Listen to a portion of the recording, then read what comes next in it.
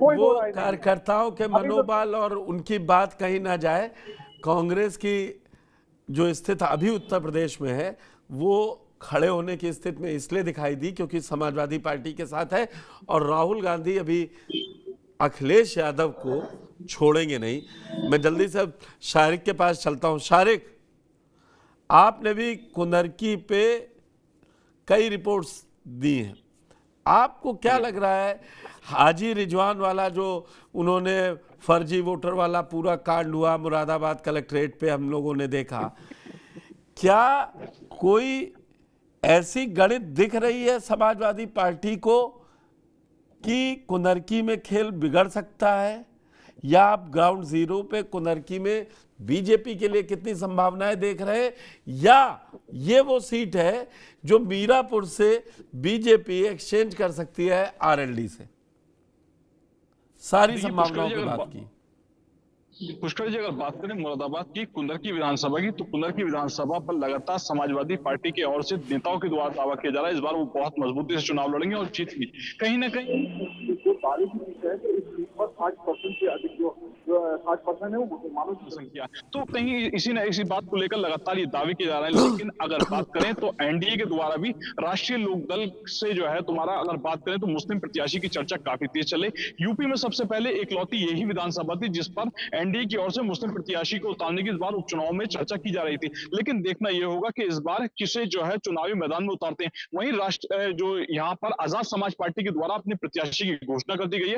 मुरादाबाद में चांद बाबू को जो है प्रत्याशी बनाया गया है। इसके अलावा एआईएमआईएम के द्वारा भी फ्लैक्सी लगा दी गई है। एआईएमआईएम के द्वारा जो मुरादाबाद से जो नगर से पूर्व में प्रत्याशी रहे थे उनकी फ्लैक्सी कुनरकी में लगी हुई है। कहीं ना कहीं इस बार जो चुनाव है वो काफी दिलचस्प होगा। एआईएमआईएम में भी पहुंच रही है और वहीं जो बात करें आजाद समाज पार्टी से भी तो भी मुस्लिम प्रत्याशी है।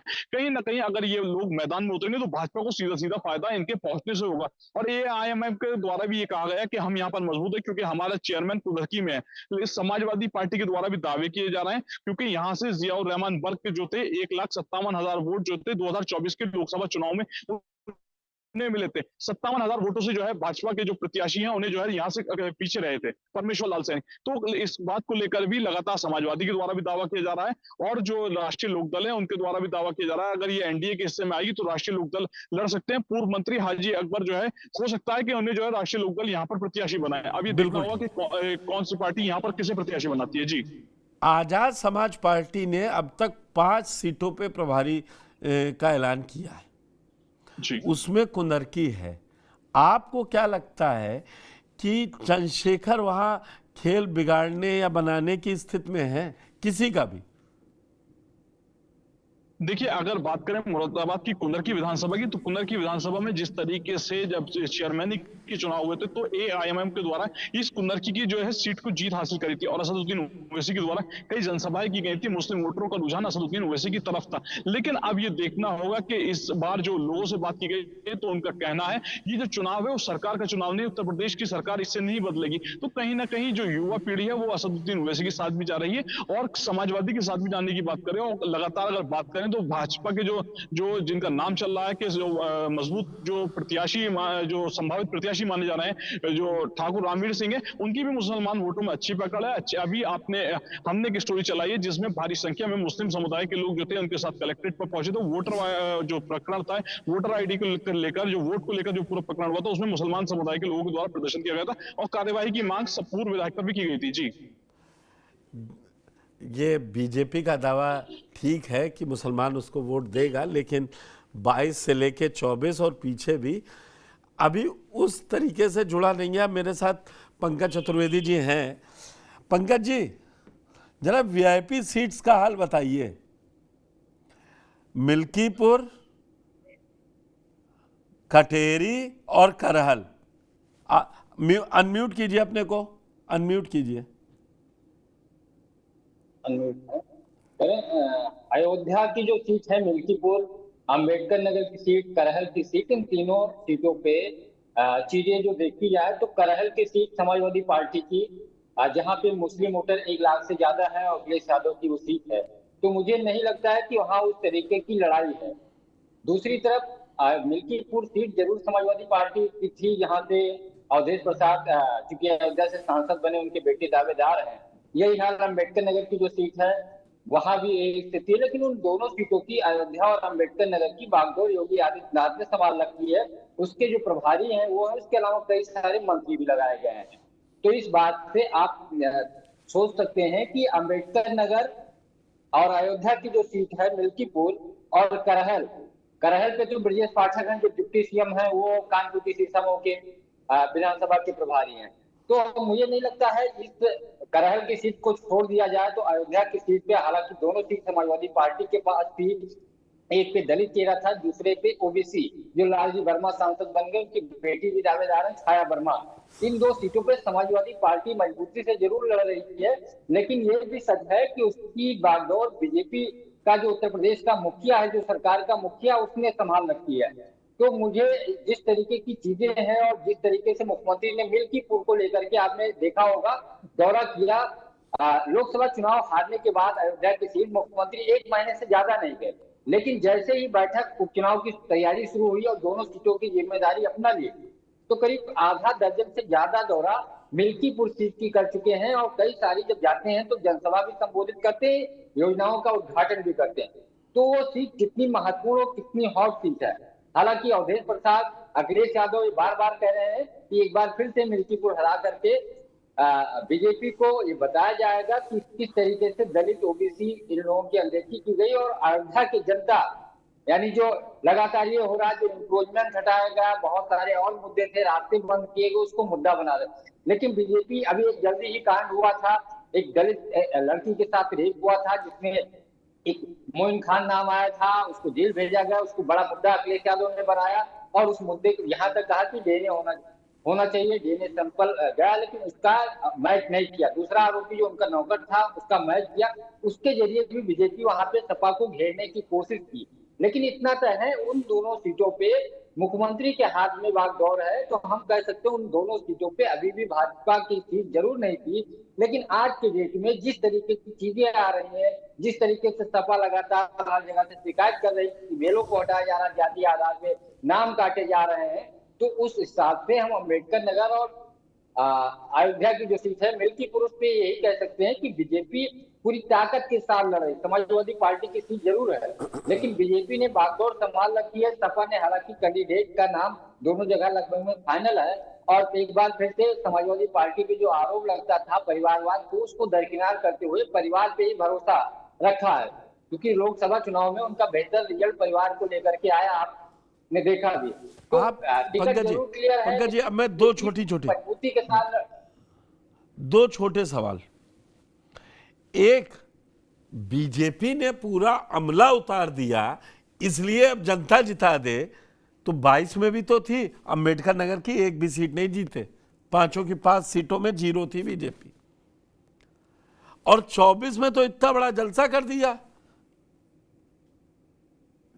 मतलब एक, अगर ये आपकी बात मैं लेता हूं, उपचुनाव पूरी तरीके से सरकार का चुनाव होता है।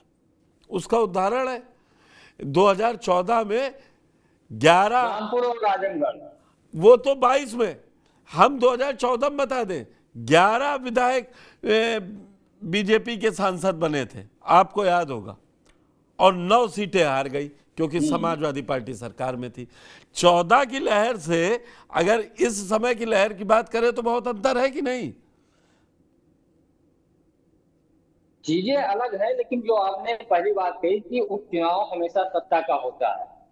हालांकि इससे पहले एक और उदाहरण है, जो उत्तर प्रदेश में 2017 में बीजेपी की सरकार बनी और योगी आदित्यनाथ गोरखपुर से सांसद थे और केशव प्रसाद मौर्य फूलपुर से, दोनों जगह उपचुनाव में बीजेपी हारी।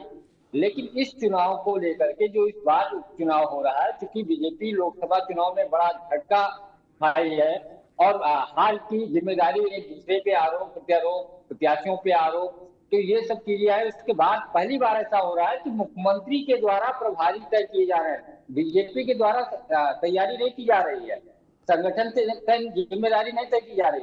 मंत्रियों की ड्यूटी मुख्यमंत्री ने लगाई, वो अपना स्वयं 2 विधानसभा सीटों की जिम्मेदारी दी है, जिसकी हम लोग बात कर रहे हैं अयोध्या और मिल्कीपुर की और अम्बेडकर नगर सीट की। तो इस चुनाव में बीजेपी तो है ये संगठन तो लड़ रहा है, लेकिन सरकार पूरी ताकत से लड़ रही है। जो आप कह रहे हैं कि वो चुनाव हमेशा सरकार का होता है, तो ये चुनाव कुछ प्रतिष्ठा का सवाल बन चुका, क्योंकि अयोध्या की सीट जो हार हुई, वो लगातार मुख्यमंत्री योगी आदित्यनाथ को अखिलेश छेड़ रहे हैं, लगातार वो गुस्सा भी मुख्यमंत्री का आ रहा। कई बार वो जाकर के संतोष से भी कहे कि आप लोगों को अब आगे आना होगा, मैंने अयोध्या के लिए क्या नहीं किया। संतों के साथ जो पहली बार गए, बैठ करके पूरी बात रखी और मुख्यमंत्री की इस बात को लेकर के काफी वो रही कि अयोध्या हार गए, तो उन्होंने संतों से भी कहा। और अयोध्या की सीट पूरी इस बार प्रतिष्ठा बनी हुई है, मुख्यमंत्री ने संभाल रखा। तो मुझे जिस तरीके की चीजें आ रही हैं, जो चीजें हैं, वो एकदम पूरी स्पष्ट है कि सरकार चुनाव लड़ रही, भाजपा नहीं लड़ रही है। और खास तौर पे अम्बेडकर नगर और अयोध्या की दोनों सीटें सरकार के लिए एक बड़ा। मैं आऊंगा आपके पास और फिर कई और सवाल मैं समझना चाहूंगा कि दरअसल सरकार को ये चुनाव जीतना जरूरी है, नहीं तो जो लड़ाई 4 जून के बाद बीजेपी में दिखाई दी थी, क्या वो बड़ी होने का डर है? इसीलिए पूरी बीजेपी एकजुट है। अनमोल शर्मा मेरे साथ इस समय मेरठ से जुड़े हैं, लेकिन वो मीरापुर सीट का हाल बताएंगे। मीरापुर सीट पे आरएलडी कुछ डर डर के लड़ने को तैयार हो रही क्या? क्योंकि वहां उसको जाट और मुसलमान भाईचारा में दरार पड़ती हुई दिख रही है। देखिए पुष्कर जी, सबसे पहले तो आपको एक तरीके से इतिहास बताता हूँ। जब भी वेस्ट यूपी का चुनाव होता है, जैसे अभी हमने लोकसभा चुनाव में भी देखा, तो वेस्ट यूपी की एक सीट ऐसी हो जाती है कि वो हॉट सीट बन जाती है और वहां से जो हवा निकलती है राजनीति की, वो ही पूरे उत्तर प्रदेश में फैलती है। ऐसे ही जैसे 10 सीटों पर उपचुनाव होने वाला है, यहाँ पर मीरापुर सीट एक तरीके से हॉट सीट बन चुकी है, क्योंकि यहाँ पे समाजवादी पार्टी के अभी जो लोकसभा लगती है मुजफ्फरनगर की, तो वहां पे जीत हुई है। बिजनौर, हालांकि जो मीरापुर की ये सीट है बिजनौर लोकसभा में आती है, वहां पे चंदन चौहान अभी जीते हैं आरएलडी के। हाँ, तभी ये लेकिन सीट गई है। ये सहारनपुर, मुजफ्फरनगर और बिजनौर, ये 3 जिलों को कनेक्ट करती है मीरापुर। और इसमें ये देखा गया है अभी तक कि समाजवादी पार्टी और आरएलडी का जब गठबंधन था, तो पिछली बार चंदन चौहान जीत दर्ज करे थे। लेकिन अब समाजवादी पार्टी आरएलडी अलग हो चुकी है। जो पिछली बार जो एक तरीके से कहें कि मुस्लिम, गुजर और जाटों का एक तरीके से गठबंधन बन गया था, जो समाजवादी पार्टी और आरएलडी को मिला था। लेकिन अब आरएलडी इसलिए बच कर चल रही है, इसलिए पूरी पुल्लैनिंग करते हुए चल रही है, उनका गठबंधन है भारतीय जनता पार्टी के साथ। 2022 के विधानसभा चुनाव में आरएलडी ने अपने नवरत्न बनाए थे, 8 विधायक उनके जीते थे और 9वां विधायक उनका जब उपचुनाव हुआ था खतौली में, तब जीत दर्ज करा था। तो जयंत चौधरी के नवरत्न तैयार हुए थे। पहली बार ऐसा हुआ था कि 9 विधायक है। अब ये चुनौती है जयंत चौधरी के लिए कि वो साख किस तरीके से बचाई जाए। यहाँ पे समाजवादी पार्टी से जैसे ही अलग हुए, अखिलेश यादव भी ये चाहेंगे कि किसी भी तरीके से जयंत चौधरी जीत दर्ज ना कर पाए, क्योंकि ये सीट मानी जा रही है कि भारतीय जनता पार्टी आरएलडी को दे देगी, क्योंकि दोनों का गठबंधन है। आरएलडी का मजबूत दावेदारी यहाँ पर रही है और अभी भी मजबूत दावेदारी है। यहाँ पे आरएलडी की तरफ से ही लगभग 15 से 20 नाम है जो दावेदारी कर रहे हैं, लेकिन अब तक ये माना जा रहा है कि चंदन चौहान जो विधायक रह चुके हैं इस सीट से, वो अपनी धर्मपत्नी के लिए प्रयास कर रहे हैं कि उन्हें टिकट मिल जाए इशिका के लिए, और ऐसा ही लगभग माना जा रहा है कि उनको टिकट दे दिया जाएगा।